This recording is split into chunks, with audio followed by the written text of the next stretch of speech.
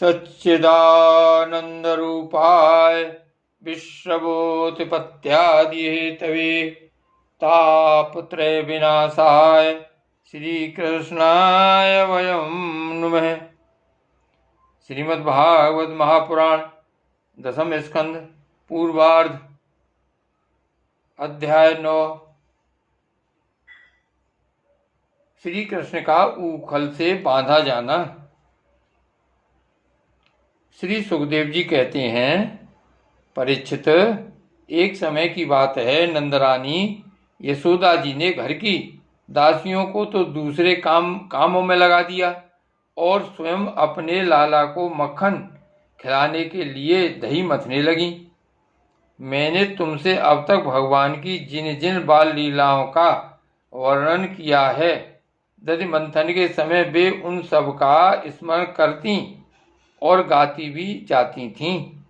वे अपने स्थूल कटिभाग में सूत से बांधकर रेशमी लहंगा पहने हुई थीं। उनके स्तनों में से पुत्र स्नेह की अधिकता से दूध चूता जा रहा था और वे कांप भी रहे थे। नेति खींचते रहने से बाहें कुछ थक गई थीं।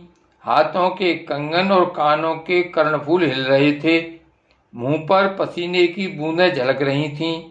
चोटी में गुथे हुए मालती के सुंदर पुष्प गिरते जा रहे थे। सुंदर भौहों वाली यशोदा इस प्रकार दही मत रही थीं। उसी समय भगवान श्री कृष्ण स्तन पीने के लिए दही मतती हुई अपनी माता के पास आए। उन्होंने अपनी माता के हृदय में प्रेम और आनंद को और भी बढ़ाते हुए दही की मथानी पकड़ ली तथा उन्हें मथने से रोक दिया। श्री कृष्ण माता यशोदा की गोद में चढ़ गए। वात्सल्य स्नेह की अधिकता से उनके स्तनों से दूध तो स्वयं झरी रहा था। वे उन्हें पिलाने लगी और मंद मंद मुस्कान से युक्त उनका मुख देखने लगी। इतने में ही दूसरी ओर अंगीठी पर रखे हुए दूध में उफान आया। उसे देखकर यशोदा जी उन्हें अतृप्त ही छोड़कर जल्दी से दूध उतारने के लिए चली गईं। इससे श्री कृष्ण को कुछ क्रोध आ गया। उनके लाल लाल होठ फड़कने लगे। उन्हें दांतों से दबाकर श्री कृष्ण ने पास ही पड़े हुए लोड़े से दही का मटका फोड़ फाड़ डाला। बनावटी आंसू आंखों में भर लिए और दूसरे घर में जाकर अकेले में बासी मक्खन खाने लगे। यशोदा जी ओटे हुए दूध को उतारकर फिर मथने के घर में चली आईं। वहां देखती हैं तो दही का मटका कमोरा टुकड़े टुकड़े हो गया है। वे समझ गईं कि यह सब मेरे लाला की ही करतूत है। साथ ही उन्हें वहां न देखकर यशोदा माता हंसने लगीं। इधर उधर ढूंढने पर पता चला कि श्री कृष्ण एक उलटे हुए उखल पर खड़े हैं और छींके पर का माखन ले लेकर बंदरों को खूब लुटा रहे हैं। उन्हें यह भी डर है कि कहीं मेरी चोरी खुल न जाए, इसलिए चौकन्ने होकर चारों ओर ताकते जाते हैं। यह देखकर यशोदा रानी पीछे से धीरे धीरे उनके पास जा पहुंची।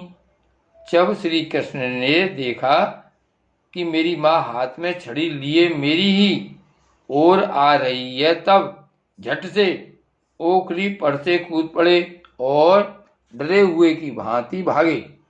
परीक्षित, बड़े बड़े योगी तपस्या के द्वारा अपने मन को अत्यंत सूक्ष्म और शुद्ध बनाकर भी जिनमें प्रवेश नहीं करा पाने की बात तो दूर रही, उन्हीं भगवान के पीछे पीछे उन्हें पकड़ने के लिए यशोदा जी दौड़ी।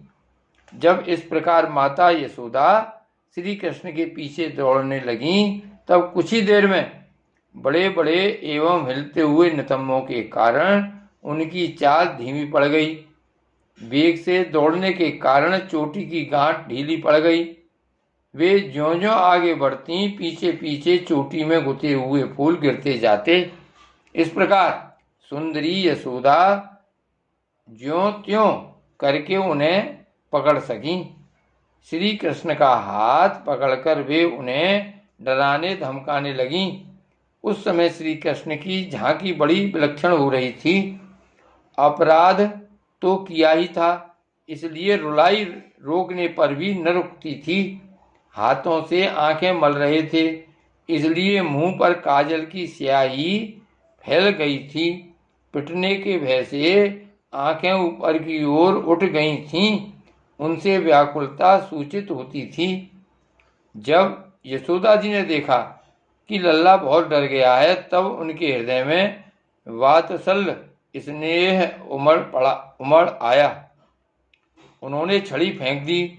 इसके बाद सोचा कि इसको एक बार रस्सी से बांध देना चाहिए, नहीं तो यह कहीं भाग जाएगा। परीक्षित, सच पूछो तो यशोदा मैया को अपने बालक के ऐश्वर्य का पता न था, जिसमें न बाहर है न भीतर, न आदि है और न अंत, जो जगत के पहले भी थे बाद में भी रहेंगे। इस जगत के भीतर तो हैं ही, बाहरी रूपों में भी हैं, और तो क्या जगत के रूप में भी स्वयं वही हैं। यही नहीं, जो समस्त इंद्रियों से परे और अव्यक्त हैं, उन्हीं भगवान को मनुष्य का सा रूप धारण करने के कारण पुत्र समझकर यशोदा रानी रस्सी से ऊखल में ठीक वैसे ही बांध देती हैं जैसे कोई साधारण सा बालक हो। जब माता यशोदा अपने उद्यमी और नटखट लड़के को रस्सी से बांधने लगीं, तब वह 2 अंगुल छोटी पड़ गई। तब उन्होंने दूसरी रस्सी लाकर उसमें जोड़ी। जब वह भी छोटी हो गई, तब उसके साथ और जोड़ी। इस प्रकार वे ज्यों ज्यों रस्सी लाती और जोड़ती गईं, त्यों त्यों जुड़ने पर भी वे सब 2-2 अंगुल छोटी पड़ती गईं। यशोदा रानी ने घर की सारी रस्सियां जोड़ डाली, फिर भी वे भगवान श्री कृष्ण को न बांध सकीं। उनकी असफलता पर देखने वाली गोपियां मुस्कुराने लगीं और वे स्वयं भी मुस्कुराती हुई आश्चर्यचकित हो गईं। भगवान श्री कृष्ण ने देखा कि मेरी माँ का शरीर पसीने से लथपथ हो गया है, चोटी में गुथी हुई मालाएं गिर गई हैं और वे बहुत थक भी गई हैं। तब कृपा करके वे स्वयं ही अपनी माँ के बंधन में बंध गए। परीक्षित, भगवान श्री कृष्ण परम स्वतंत्र हैं। ब्रह्मा इंद्र आदि के साथ यह संपूर्ण जगत उनके बस में है। फिर भी इस प्रकार बंधकर उन्होंने संसार को यह बात दिखला दी कि मैं अपने प्रेमी भक्तों के बस में हूँ। ग्वालिनी यशोदा ने मुक्तिदाता मुकुंद से जो कुछ अनिर्वचनीय कृपा प्रसाद प्राप्त किया, वह प्रसाद ब्रह्मा पुत्र होने पर भी, शंकर आत्मा होने पर भी और बच्चा स्थल पर विराजमान लक्ष्मी अर्धांगिनी होने पर भी न पा सके। यह गोपिका नंदन भगवान अनन्य प्रेमी भक्तों के लिए जितने सुलभ हैं, उतने देहाभिमानी कर्मकांडी एवं तपस्वियों को तथा अपने स्वरूपभूत ज्ञानियों के लिए भी नहीं है। इसके बाद नंद रानी यशोदा जी तो घर के काम धंधों में उलझ गईं और ऊखल में बंधे हुए भगवान श्याम सुंदर ने उन दोनों अर्जुन बच्चों को मुक्ति देने की सोची, जो पहले यक्षराज कुबेर के पुत्र थे। इनके नाम थे नरकुबर और मणिग्रीव। इनके पास धन, सौंदर्य और ऐश्वर्य की पूर्णता थी। इनका घमंड देखकर ही देवर्षि नारद जी ने इन्हें साप दे दिया था और ये वृक्ष हो गए थे। जय श्री कृष्ण।